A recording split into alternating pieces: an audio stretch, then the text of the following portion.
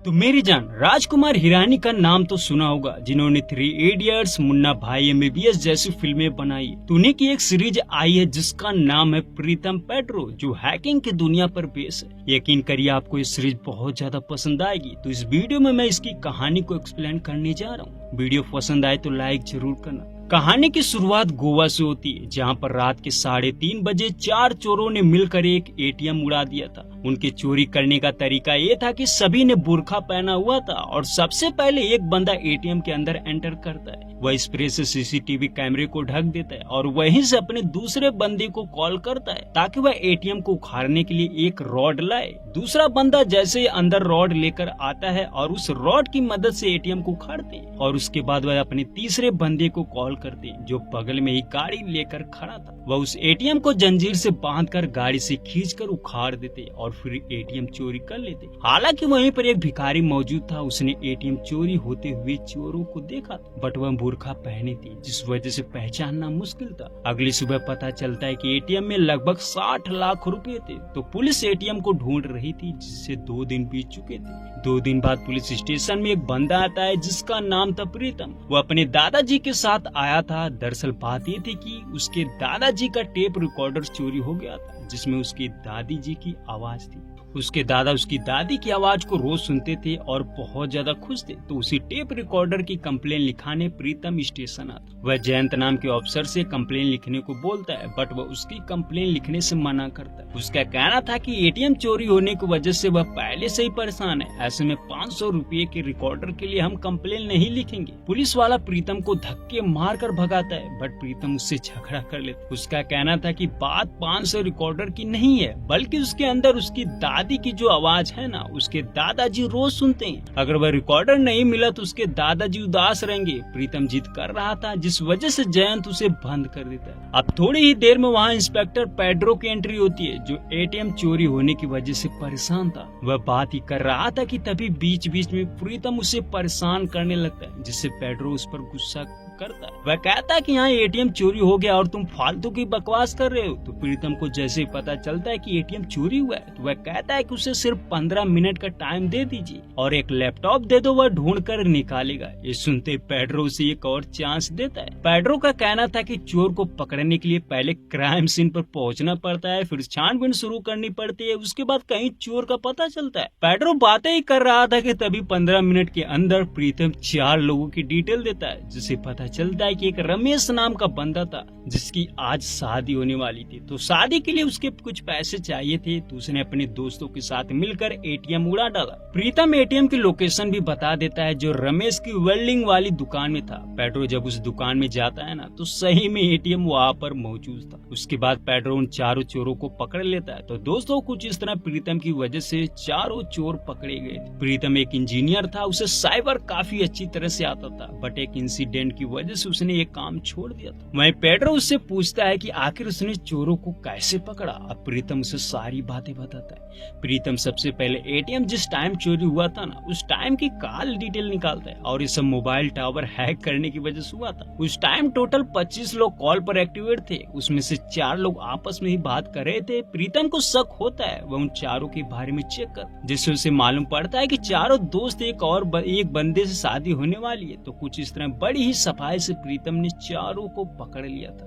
Pedro प्रीतम को धन्यवाद बोलता है और उससे कहता है कि चिंता मत करो, उसका टेप रिकॉर्डर जरूर मिल जाएगा। अगले दिन पेड्रो को एक और केस मिलता है। पता चलता है कि इस बार स्पोर्ट्स मिनिस्टर की पत्नी का फोन चोरी हो गया। पेड्रो जब मिनिस्टर के घर पहुंचता है, तो वह उसके पीए से कहता है कि उसे यकीन है कि फोन घर में ही किसी ने चोरी किया, क्योंकि किसी भी चोर की हिम्मत नहीं होगी कि वह एक मिनिस्टर के बेडरूम में जाकर फोन चुराए। पेड्रो मिनिस्टर के बेटे पर इल्जाम लगा रहा था, वह उससे पूछताछ करना चाहता था, बट इस बात से मिनिस्टर पेड्रो पर गुस्सा करता है। वह कहता है कि तुम एक बच्चे से पूछताछ करोगे। तो दोस्तों, मिनिस्टर पेड्रो पर बुरी तरह भड़कता है, जिससे पेड्रो को लगता है कि उसकी नौकरी चली जाए। तो वह बाहर जाता है और एक दुकान से बिल्कुल वैसा ही फोन खरीदता है। फिर वह एटीएम चोरों में से एक बंदे से कहता है कि वह मिनिस्टर के घर जाकर ये कबूल करे कि उसने उनका फोन चुरा है। तो पेड्रो जैसे तैसे चोर को कन्विंस करता है। उसके बाद जैसे मिनिस्टर के घर उसका फोन और चोर के साथ पहुंचता है ना, तो मिनिस्टर उसे बहुत डांटता है, क्योंकि मिनिस्टर का फोन घर में ही था, उन्हें मिल चुका था। मिनिस्टर को लगता है कि पेड्रो ऐसे ही फ्रॉड करता होगा, इसलिए वह गुस्से से उसका ट्रांसफर साइबर क्राइम से साइबर सेल में कर देता है। पेड्रो को जब ये बात पता चलती है तो उसकी हवा टाइट हो जाती है, क्योंकि वह कंप्यूटर तो चलाना नहीं जानता था। वह जब पहले ही दिन ड्यूटी पर जाता है ना, तो उसे कंप्यूटर खोलना तक नहीं आ रहा था और यहीं पर वह उसकी खूब बेइज्जती होती है। पेड्रो का पहला ही दिन बहुत खराब जाता है, जिस वजह से वह अपने सीनियर के सामने रिक्वेस्ट करता है कि जहां उसने जिंदगी भर गन पकड़ा, अब उसी हाथों में माउस कैसे पकड़ सकता है। पेड्रो सीनियर से रिक्वेस्ट करता है कि उसकी फिर से क्राइम ब्रांच में डाल दे। सीनियर का कहना था कि मिनिस्टर इस टाइम बहुत गुस्से में है, फिलहाल तुम 1 महीने के अंदर कोई 3 ऐसे केस सॉल्व करो, जिसके बाद मैं मिनिस्टर से बात करके तुम्हारा ट्रांसफर करा दूंगा। तो दोस्तों, पेड्रो के पास कोई रास्ता नहीं था। अगर उसे फिर से क्राइम ब्रांच में जाना है तो उसे किसी तरह 3 साइबर केस सॉल्व करने होंगे। पेड्रो को तभी प्रीतम याद आता है। वह बहुत खुश था, क्योंकि वह सोचता है प्रीतम की मदद से वह बड़े से बड़े केस सॉल्व करके फिर से ट्रांसफर करवा लेगा। तो दोस्तों, वह प्रीतम के पास जाता है और उसे खुद के लिए काम करने को मनाता है, बट प्रीतम का कहना था कि उसने ये काम छोड़ दिया। प्रीतम पेड्रो का काम करने से मना कर देता है, जिस वजह से पेड्रो भी दिमाग लगाता है। वह भी उसका टेप रिकॉर्डर ढूंढने से मना कर देता है, जिस वजह से प्रीतम मजबूर हो चुका था। तो कुछ इस तरह वह एक दूसरे से डील करके मान जाते।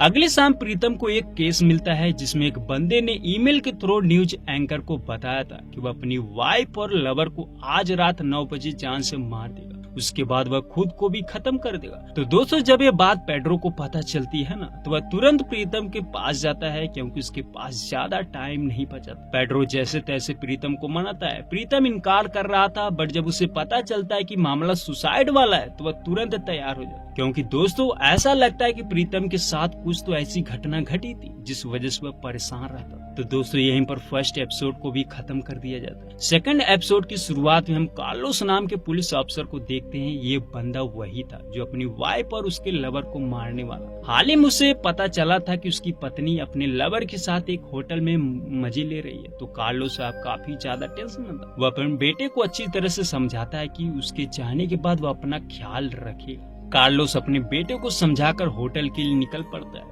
दूसरी तरफ पेड्रो प्रीतम को साइबर सेल ऑफिस लाता है और वह एना को भी लाया था, जिसके फोन पर कार्लोस ने मैसेज किया था। तो प्रीतम कार्लोस की लोकेशन चेक करने के लिए एक चाल चलता है। वह एना के फोन से एक मैसेज भेजता है। उसका प्लान ये था कि अगर कार्लोस मैसेज चेक कर लिया तो समझो उसकी लोकेशन पता चल जाएगी। तो दोस्तों, प्रीतम ने जैसा सोचा था वैसा ही हुआ। वह जैसे मैसेज सेंड करता है, कार्लोस उस मैसेज को देख लेता है और फिर कुछ इस तरह पेड्रो को उसके बारे में पता चल चुका था। वह उसे फॉलो करते हैं और फॉलो करके होटल के करीब पहुंच चुके थे। वहीं कार्लोस होटल के मैनेजर से अपनी पत्नी के कमरे की डिटेल पूछता है। वह कहता है कि मैं पुलिस वाला हूँ, इसलिए जरूरी काम है। तो कार्लोस को उसकी पत्नी जिस कमरे में थी ना, उसके बारे में पता चल चुका था। अब कार्लोस उस कमरे की तरफ बढ़ता है। वहीं इधर प्रीतम और पेड्रो भी उसके पीछे पीछे आ चुके थे। वह उसे देख लेते हैं। वहीं कार्लोस को भी शक हो चुका था। वह तुरंत उनके ऊपर गन तान लेता है और उन्हें जाने को बोलता है। पेड्रो यहाँ पर कार्लोस को काफी इमोशनल तरीके से समझाता है। वह कहता है कि अगर तुम अपनी पत्नी और खुद को जान से मार दोगे तो जो बेटा तुम्हें हीरो मानता है ना, वह जीवन भर क्या सोचेगा।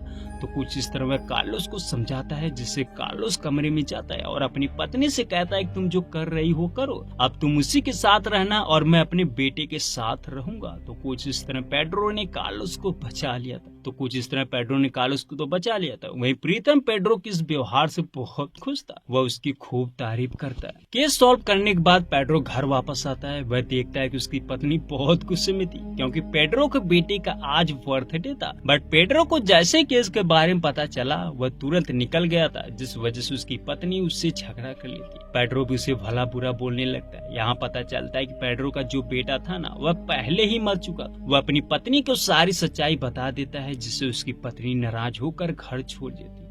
वहीं पेड्रो उसे बहुत रोकने की कोशिश कर रहा था, बट वह नहीं मानती। वह बार बार कॉल भी करता है, बट वह फोन रिसीव नहीं करती। वहीं दूसरी तरफ प्रीतम वैक्यूम क्लीनर बेच रहा था। वह काफी इंटरेस्टिंग तरीके से अपना काम करता था। तभी पेड्रो उसके कॉल करके बताता है कि उसका टेप रिकॉर्डर मिल गया। ये खबर सुनते ही प्रीतम बहुत खुश होता है। वह तुरंत पेड्रो के पास पहुंचता है। प्रीतम पेड्रो टेप रिकॉर्डर उसे दे देता है।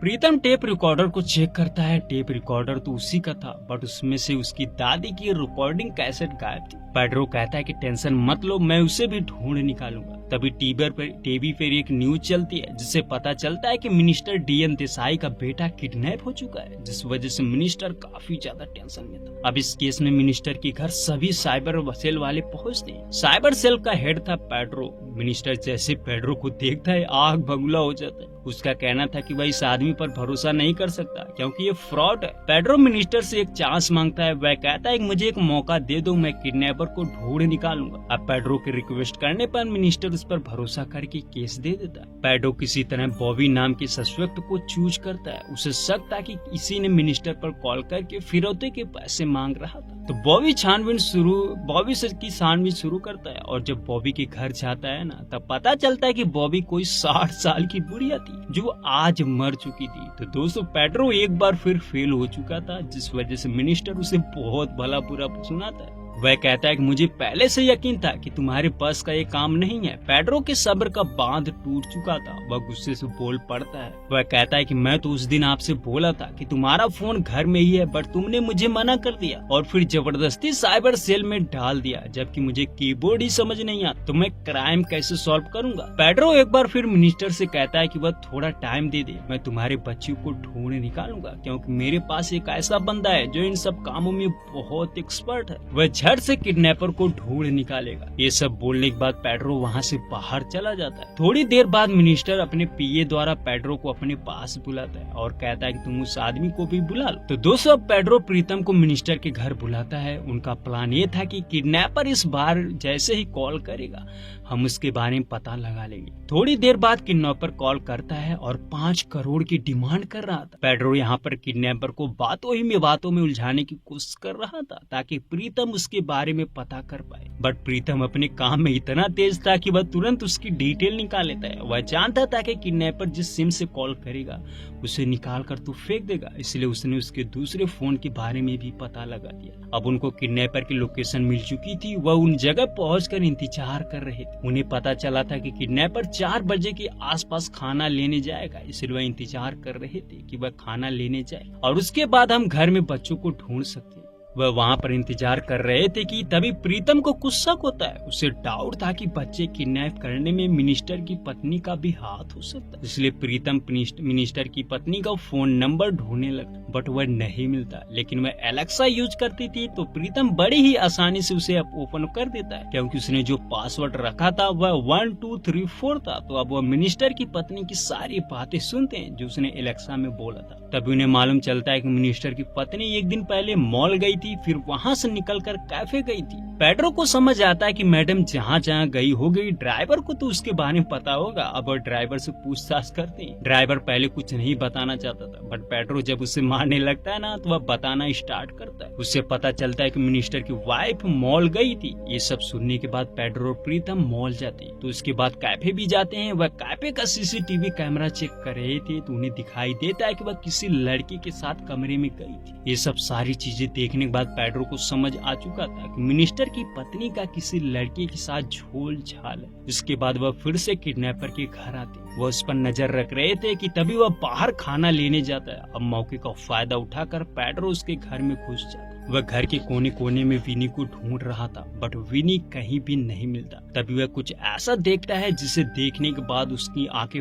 फटी की फटी रह जाती। पेड्रो किडनैपर के पास कुछ तस्वीरें देखता है जिसमें वह मिनिस्टर की पत्नी के साथ तस्वीर देखने के बाद समझ आ चुका था कि मिनिस्टर की पत्नी का किडनैपर के साथ ही चक्कर था और उन दोनों ने मिलकर ही विनी को किडनैप किया था। तो दोस्तों पेड्रो किडनैपर के आने से पहले ही तस्वीरों की फोटो खींचकर बाहर निकल आता है। वहीं दूसरी तरफ मिनिस्टर पेड्रो के सीनियर पर गुस्सा कर रहा था। उसका कहना था कि जब उन्हें किडनैपर के बारे में पता चल चुका था तो उसे गिरफ्तार करना लेना चाहिए। सीनियर का कहना था कि अगर वो उसे गिरफ्तार कर लेते तो जिसके पास बच्चा था ना वो सतर्क हो जाता और सारा मामला गड़बड़ हो जाता, इसलिए उन्होंने ऐसा नहीं किया। मिनिस्टर अब भी पेड्रो से नाराज था। वह उन्हें केस से निकालना चाहता था। दूसरी तरफ पेड्रो और प्रीतम सोच रहे थे कि उन्हें आगे क्या करना है। तभी पेड्रो फैसला लेता है कि अब वह खुद मिनिस्टर की पत्नी से जाकर मिले। पेड्रो उसके पास जाता है और उसे जैसे फोटो दिखाता है उसके होश उड़ जाते। पेड्रो उससे पूछता है कि आखिर तुमने अपने ही बेटी को क्यों किडनैप करवाया और तुम्हारा इस आदमी से क्या संबंध है।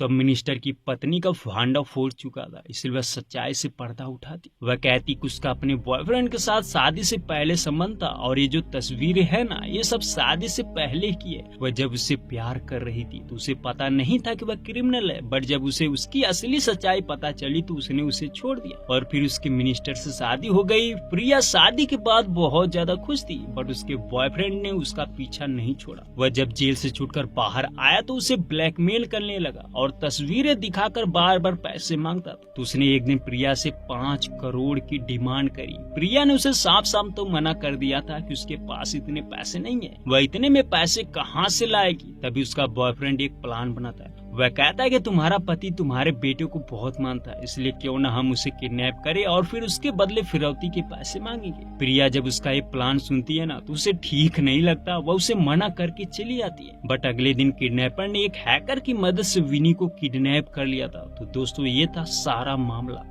प्रिया पेड्रो से कहती कि वह इस बारे में उसके पति को नहीं बताएगा। तो दोस्तों अब पेड्रो को उस हैकर के बारे में पता करना था जिसने बच्ची को किडनैप करने में मदद करी थी। अब हम उस हैकर को देखते हैं जिसका नाम था मार्टिन। वह लोगों के ईमेल हैक करके पासवर्ड चुरा लेता था, इसके बाद वह दूसरों को देकर पैसे लेता था। उसके काम की एक झलक हम यहाँ पर देखते हैं। एक तेजा नाम का बिजनेसमैन था, तो मार्टिन को उसके ईमेल को हैक करने का काम मिला था। मार्टिन तेजा का ईमेल ओपन करता है और फिर पासवर्ड मांगने लगता है। मार्टिन फॉरगेट पासवर्ड पर सेंड करता है, जिससे तेजा के मोबाइल पर ओटीपी जाता है। अब मार्टिन को किसी तरह वह ओटीपी चाहिए था। वह देखता है कि तेजा जैसे उसके पास आता है ना, तो मार्टिन उससे घबरा कर कहता है कि उसके पिता को हार्ट अटैक आया हुआ है, इसलिए अर्जेंट कॉल करना है। तेजा जल्दबाजी में अपना फोन दे देता है, जिससे मार्टिन उसके फोन से ओटीपी ले लेता है। तो दोस्तों कुछ इस तरह मार्टिन ने बड़ी ही चालाकी से पासवर्ड निकाल लिया था। वह उस पासवर्ड को किसी बंदे को दे देता है, तो फिर उसके बदले पैसे मांगता है। उसके बाद मार्टिन किडनैपर जोसेफ को कॉल करता है, उसे बताता है कि तुम्हारे घर चारों तरफ पुलिस ने फील्डिंग सजा रखी है, तुम जल्द पकड़े जाओगे। ये सुनते ही जोसेफ की होश उड़ जाते हैं कि आखिर पुलिस को उनके बारे में कैसे पता चल गया। मार्टिन कहता है कि एक काम करो कि तुम मिनिस्टर को कॉल करो और उसे बताओ कि तुम्हारे भेजे हुए 2 पुलिस वाले मेरे घर में घुसे थे, एक जयंत और दूसरा पेड्रो। अगर दोबारा ऐसा हुआ तो मैं बच्चे को मार दूंगा। दूसरी तरफ पेड्रो और प्रीतम सोच रहे थे कि तभी उन्हें विनी के बारे में पता चलता है कि वह स्कूल में सोता था। ये जानकर उन्हें कुछ डाउट होता है। वह दोनों मिनिस्टर के पास जाते हैं और उनसे पूछते हैं कि क्या उनका बेटा स्कूल में सोता था, ऐसी शिकायत कभी आई थी क्या। प्रिया बोलती कि हाँ। अब प्रीतम को समझ आ चुका था कि विनी जरूर रात भर जाकर गेम खेलता होगा। उसको गेम की लत थी, जिस वजह से वह स्कूल में सोता रहता था। प्रीतम विनी का लैपटॉप चेक करता है, बट उसे पासवर्ड पता नहीं था। बहुत कोशिश करने के बाद वह उसके बेस्ट फ्रेंड से उसका पासवर्ड निकलवा लेते और फिर लैपटॉप को ओपन करते। तो प्रीतम देखता है कि विनी एक ब्लू व्हेल नाम की गेम खेलता था, जो काफी डेंजरस था और ये गेम खिलाने वाला कोई और नहीं बल्कि मार्टिन ही था। प्रीतम उस गेम के बारे में अच्छी तरह से जानता था। वह कहता है कि इस गेम के खेलने वालों को चैलेंज दिया जाता है। शुरू में टास्क काफी ज्यादा इजी होता है, बट लास्ट तक आते आते डेंजरस होता जाता है। जैसे कि शुरू में किसी चीज को चुराने को बोला जाएगा और फिर ये टास्क इतना बढ़ जाएगा कि लास्ट में इंसान खुदकुशी कर लेता है। अब ये सुनते विनी के पेरेंट्स डर जाते। वहीं पेड्रो जब ये सब सुन रहा था ना, उसे अपने बेटे के बारे में याद आ रहा था। उस हिसाब से उसका बेटा भी शायद इसी वजह से मरा था। सच्चाई क्या थी ये आगे जानेंगे। तो दोस्तों प्रीतम ने सारी जानकारी निकाल ली थी, लेकिन दूसरी तरफ मार्टिन उनको देख रहा था और यही बात प्रीतम को पता चल जाती कि हैकर उन्हें देख रहा है, जिस वजह से प्रीतम तुरंत लैपटॉप बंद कर देता है ताकि हैकर उनकी बात को सुन न सके। बट हैकर तुरंत कॉल करता है और बताता है कि वह उन्हें देख रहा है और उनकी हर बात को सुन सकता है। ये सुनते ही सभी लोग हैरान थे कि घर में तो कोई कैमरा नहीं लगा है, तो फिर हैकर आखिर उन्हें कैसे देख रहा है। तभी मार्टिन प्रीतम से बात करने को बोलता है। प्रिया प्रीतम को फोन देती है। अब मार्टिन प्रीतम को बताता है कि वह उसकी लोकेशन ढूंढने की कोशिश कर रहा है ना।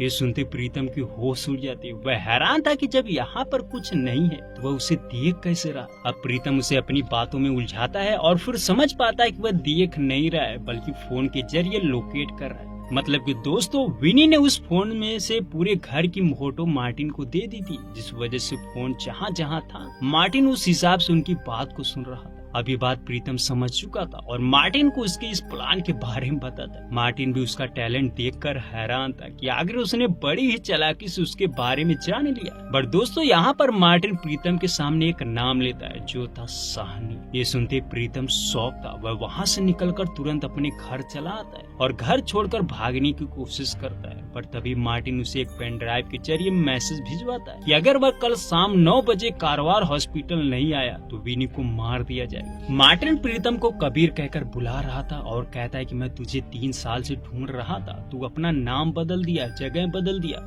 मार्टिन उसे हॉस्पिटल बुलाता है ताकि उसे किसी से मिला सके। वहीं दूसरी तरफ पेड्रो भी अपने घर जाता है और अपने बेटे का लैपटॉप चेक करता है तो देखता है कि उसमें भी ब्लू व्हेल गेम थी। इसका मतलब कि पेड्रो का बेटा भी इसी गेम की वजह से मरा था और उसे मारने वाला मार्टिन ही था। पेड्रो को मालूम चलता है कि प्रीतम भी किसी वजह से भाग कर आया था, इसलिए वह उसे कांटेक्ट करने की कोशिश कर, बट वह फोन रिसीव नहीं करता, जिससे पेड्रो को उसका लोकेशन चेक करके पीछा करता है। दूसरी तरफ प्रीतम हॉस्पिटल में एक औरत से मिलता है जिसकी कॉलेज टीचर थी। प्रीतम उन्हें कोमा में देखकर काफी ज्यादा रोता है और उसे सॉरी बोल रहा था। ये देखकर यही लगता है कि उनकी इस हालत का जिम्मेदार प्रीतम ही था। प्रीतम जैसे मिलकर बाहर आ रहा था ना, तभी उसके सामने पेड्रो आ जाता है। पेड्रो प्रीतम से पूछता है कि वह यहाँ पर किस लिए आया है और हैकर उसे कबीर क्यों बोल रहा था। तो दोस्तों अब प्रीतम अपनी स्टोरी सुनाता है।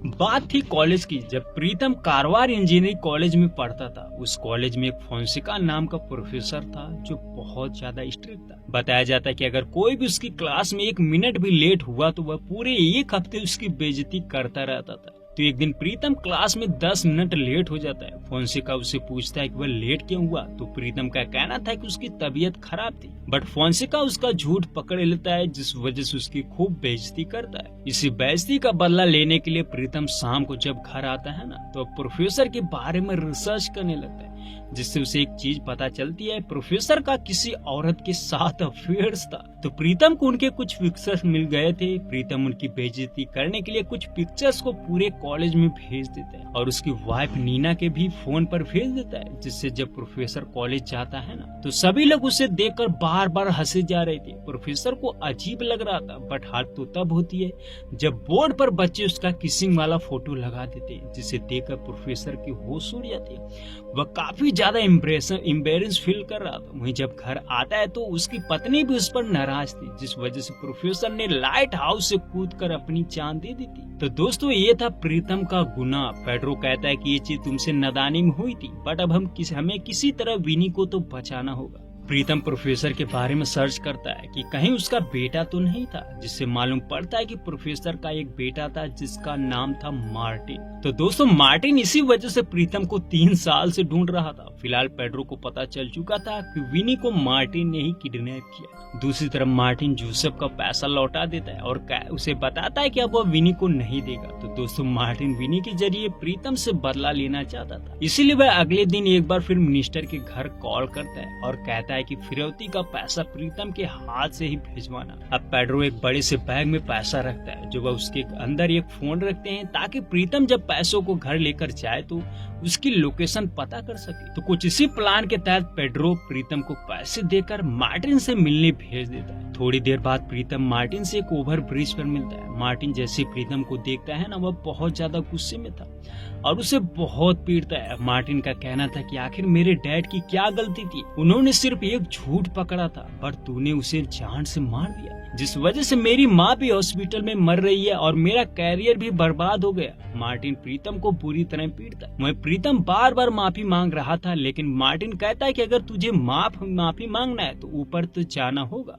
अब मार्टिन एक डील फिक्स करता है। वह प्रीतम से कहता है कि जिस तरह उसके पिता ने लाइट हाउस के ऊपर से कूदकर सुसाइड की थी ना, उसी तरह तुझे भी करना है। अगर तू सही टाइम पर टावर से नहीं कूदा तो विनी को मैं जान से मार दूंगा। तो दोस्तों मार्टिन प्रीतम को धमकाकर चला जाता है। वहीं दूसरी तरफ पेड्रो जैन द्वारा मार्टिन का पीछा कर रहा है। वहीं इधर प्रीतम को जब होश आता है तो वह भागते हुए मिनिस्टर के घर पहुंचता है। वह तो मिनी का भी वेट कर रहे थे, बट प्रीतम उन्हें सारी बातें बताता है। दूसरी तरफ जयंत पुलिस टीम के साथ मार्टिन का पीछा कर रहा था। तभी प्रीतम उसकी एग्जैक्ट लोकेशन बताता। मार्टिन एक हॉस्टल में ठहरा था जहां कम से कम 200 कमरे थे। जयंत जब वहां अपनी टीम के साथ पहुंचता है तो उसे समझ नहीं आ रहा था कि कैसे चेक करे। तभी प्रीतम एक प्लान बनाता है। उसने जो बैग में फोन रखा था ना, उसे पहले से ही ऑटो आंसर पर सेट कर दिया था, जिससे वह उस पर कॉल करता है और फोन तुरंत रिसीव हो जाता है। प्रीतम उन्हें बताता है कि जितने भी फ्लोर है ना, वह एक एक लोग उस फ्लोर पर जाएं और हर कमरे से गाते हुए गुजरे, जिससे जब कोई फोन के करीब जाएगा तो उसकी आवाज तेज सुनाई देगी, जिससे उन्हें रूम का पता चल जाएगा। वेल इसी प्लान के तहत सभी एक एक करके हर फ्लोर पर गाना गाने लगती और जा रही थी। वहीं जयंत गाना गाते हुए जा रहा था, तभी उसकी आवाज प्रीतम को सुनाई देती है, जिससे उन्हें कमरा नंबर पता चल चुका था। जयंत जब उस कमरे के अंदर एंटर करता है तो पता चलता है कि मार्टिन 4 घंटे पहले ही भाग चुका था। वह उनका प्लान पहले से ही समझ चुका था। तो कुछ इस तरह मार्टिन बड़ी ही चालाकी से उन्हें चकमा दे देता है। वहीं जब पेड्रो और प्रीतम हॉस्टल पहुंचते हैं ना, तो उन्हें पता चलता है कि वह भाग चुका है, बट उसने हॉस्टल से एक बंदी की कार चुरा कर भागा था। तो प्रीतम उसी कार की वजह से ट्रैक कर रहा था। दरअसल जब मार्टिन टोल बॉक्स से गुजरता है ना, तो कार के ऑनर पर मैसेज आता है, जिससे वह लोकेशन जान जाते हैं और उसका पीछा करने लगते हैं। बट मार्टिन इतना शातिर था कि वह कार को साइड में खड़ी करके बस से भागने लगता है। मैं उधर जब प्रीतम बस की भी लोकेशन ढूंढ निकालता है, तो मार्टिन को ये भी पता चल चुका था, वह उससे भी उतरकर भाग चुका था। मार्टिन बार बार प्रीतम को मैसेज के थ्रू बता रहा था कि वह लाइट हाउस टावर जाए और वहाँ से कूद जाए। तो अब प्रीतम के पास सिर्फ 1 घंटे बचे थे। पेड्रो को एक बात समझ आती है। वह कहता है कि हम उसके पास तो नहीं पहुंच पा रहे हैं, बट एक तरीका है जिससे वह हमारे पास चला आएगा। पेड्रो प्रीतम से कहता है कि तू उसे बता दे कि सुसाइड करने जा रहा है, और जब ये बात मार्टिन को पता चलेगी तो वह तुझे मरता हुआ देखने के लिए टावर के पास जरूर आएगा। प्रीतम कहता है कि नहीं, वह बहुत स्मार्ट है, नहीं आएगा। बट पेड्रो को पूरा ही यकीन था, इसलिए उसे शर्त लगा लेता है और सुसाइड करने के लिए तैयार करता है। अब वो लाइट हाउस टावर जाते हैं। प्रीतम टावर पर चढ़ रहा था, तभी पेड्रो को एक बात ख्याल आती है। वह प्रीतम से कहता है कि मार्टिन ने जो विनी का हाथ भेजा था ना, जिसमें उसकी उंगली कटी हुई थी, क्या उसमें कोई जला हुआ निशान है? तो प्रीतम चेक करता है तो कोई निशान नहीं था। इसका मतलब था कि मार्टिन ने एआई से हाथ जनरेट करके भेजा था। अब जाकर पेड्रो को समझ आता है। वह कहता है कि विनी मार्टिन के पास कभी था ही नहीं, वह घर में ही कहीं छुपा होगा और ऐसा करने के लिए मार्टिन ने ही उसे बोला होगा। पेड्रो और ज्यादा सोचने लगता है। तब उसे याद आता है कि विनी ने जो टास्क कंप्लीट किया था ना, उसमें वह नूडल्स और ऑक्सीजन सिलेंडर जैसी चीजें चुरा रहा था, और एक दिन तो पानी की नल से नूडल्स निकल रहे थे। ये सब सोचकर पेड्रो को समझ आ चुका था कि विनी पानी की टंकी में छुपा होगा। तो दोस्तों पेड्रो तुरंत कांस्टेबल को कॉल करता है और पानी की टंकी चेक करने को बोलता है। कांस्टेबल तुरंत छत पर जाता है और पानी की टंकी को जैसे ओपन करता है ना, तो उसमें विनी बैठा हुआ था। तो दोस्तों फाइनली विनी मिल चुका था। वहीं दूसरी तरफ प्रीतम टावर के ऊपर था और वहीं पर मार्टिन भी मौजूद था। मार्टिन उसे कूदने को बोलता है, बट प्रीतम नहीं मानता। वह कहता है कि विनी मिल गया। तो दोस्तों यहाँ पर मार्टिन और प्रीतम में लड़ाई होने लगती। मार्टिन उसे ऊपर से धकेलने की कोशिश कर रहा था, बट प्रीतम जैसे तैसे खुद को बचा रहा था। तब उन्हें लड़ते हुए पेड्रो देख लेता है। वह भी टावर के ऊपर जाता है और मार्टिन को पकड़ लेता है। बट दोस्तों यहाँ पर प्रीतम एक चाल चलता है। जैसा कि मार्टिन कैसा दिखता था उसे सिर्फ प्रीतम ही जानता था। तो वह पेड्रो से कहता है कि मार्टिन नहीं है, इससे तो यही झगड़ा हो गया। ये सुनते ही मार्टिन हैरान कि आखिर प्रीतम उसे क्यों बचा रहा है। सो वेल वह मार्टिन को छोड़ देते। हालांकि पेड्रो को समझ आ चुका था कि यही मार्टिन है, बट वह कुछ नहीं बोलता। वह प्रीतम से जब इस बारे में पूछता है ना, तो प्रीतम का कहना था कि वह 3 साल पहले क्रिमिनल से नहीं था, बट मेरी वजह से बना है, इसलिए मैंने उसे माफ कर दिया। अब वह दोबारा से ऐसा काम नहीं करेगा। अगले सुबह पेड्रो और प्रीतम प्रेस कॉन्फ्रेंस में पहुंचते हैं, जहां पर उन्हें सम्मानित किया जाना था। पेड्रो को लगता है कि विनी के मिलने की क्रेडिट उसे दिया जाएगा और उसकी खूब तारीफ होगी, बट यहाँ पर सब कुछ मामला उल्टा हो जाता है, क्योंकि दोस्तों पेड्रो ने जिस कांस्टेबल को विनी का पता बताया था ना, वह मीडिया के सामने बोलता है कि उसने खुद सोचा था कि विनी पानी की टंकी में हो सकता है, और जब जाकर देखा तो वह वहीं पर था। तो कुछ इस तरह उस कांस्टेबल का सम्मान किया जाता है, और वहीं पेड्रो को उसका सीनियर बहुत बोलता है, क्योंकि उन्होंने किडनैपर को भी नहीं पकड़ा था। पेड्रो को सम्मान नहीं मिला, उस वजह से प्रीतम भी काफी ज्यादा दुखी था। तभी प्रिया को पेड्रो पर कॉल करती है और बताती है कि किडनैपर जोसेफ ने उसे ब्लैकमेल करने की कोशिश करी है। वह 5 करोड़ रुपए मांग रहा है, अगर पैसे नहीं मिले तो उसके फोटो वायरल कर देगा। ये सुनते प्रीतम एक चाल चलता है। वह न्यूज एंकर एना को 3 पिक्चर भेजते हैं, जिसमें प्रिया संजय दत्त के साथ नहा रही थी, तो कहीं वीरेंद्र सहवाग के साथ, और तीसरे पिक्चर में जोसेफ था। तो वह तीनों फोटो को सबके सामने दिखा देते हैं और मीडिया उसे फेक फोटो बताती है। जिससे प्रिया वाला मैटर सॉल्व हो जाता है। क्योंकि दोस्तों उसके बावजूद अगर जो सब फोटो वायरल करता ना तो कोई उसके फोटो को सही नहीं समझता। तो कुछ इस तरह उन्होंने प्रिया की बेइज्जती होते होते बचा ली थी। और रही किडनैपर की बात तो पेड्रो खुद उसके घर जाता है और उसे गिरफ्तार कर लेता है। उसी शाम पेड्रो और प्रीतम घर वापस आ रहे थे, तभी रास्ते में पेड्रो की वाइफ का कॉल आता है। वह मान चुकी थी कि प्रीतम ने पेड्रो के बारे में स्टेसी को सब कुछ बता चुका था। तो प्रीतम ने पेड्रो का भी मामला सेट कर दिया था। अब पेड्रो और उसकी वाइफ बहुत ज्यादा खुश थी। प्रीतम ने पेड्रो से उसकी दादी वाला गाना गवाया था और वही गाना उसने रिकॉर्ड करके स्टेसी को भेज दिया था। तो स्टेसी उन्हें बताती कि ये गाना उसे पहले भी पता था, क्योंकि साहनी नाम की एक म्यूजिक टीचर थी जिन्होंने ये गाना सिखाया था। तो स्टेसी उस गाने को गाने लगती है, जिससे प्रीतम को उसकी दादी का गाना भी मिल जाता है। वह उस गाने को अपने दादाजी को सुनाकर खुश कर देता है। तो दोस्तों कुछ इस तरह कहानी यहीं पर समाप्त कर दी जाती है।